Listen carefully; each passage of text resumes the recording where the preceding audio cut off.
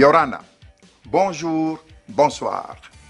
Bienvenue dans notre émission Proud Haiti, parler tahitien.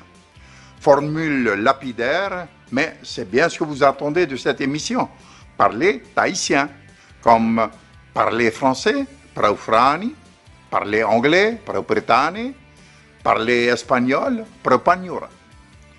Notre première approche sera de chercher à nous familiariser au plus vite aux sonorités des mots de la langue tahitienne, des mots taïra au Tahiti. Nous devons d'abord entendre le parler tahitien. Bien entendre, c'est déjà comprendre un peu. La première difficulté dans le parler tahitien est de franchir l'obstacle de la confusion des sons qui peut survenir dans la prononciation des voyelles. Exemple, si je vous dis « ata », qui signifie rire, il vous est sans doute facile de le reproduire. Essayez comme moi. Ata. Iri. Ura.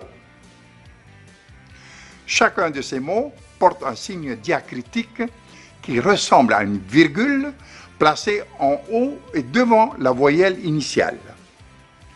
Ce signe, le eta en Rio Tahiti, nous indique que cette voyelle est glottalisée, c'est-à-dire précédée d'un coup de glotte qui lui donne ce son expulsé de la gorge.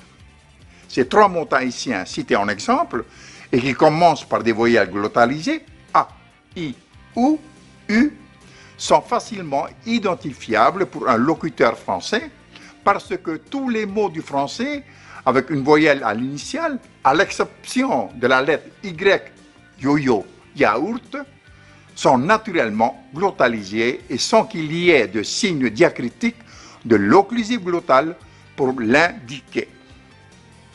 Attablé, irrité, ouragan. Mais en Rio Tahiti, certains mots comme atta, iri, ura ne sonneront plus de la même manière si on enlevait le signe préalable eta de l'occlusive glottale.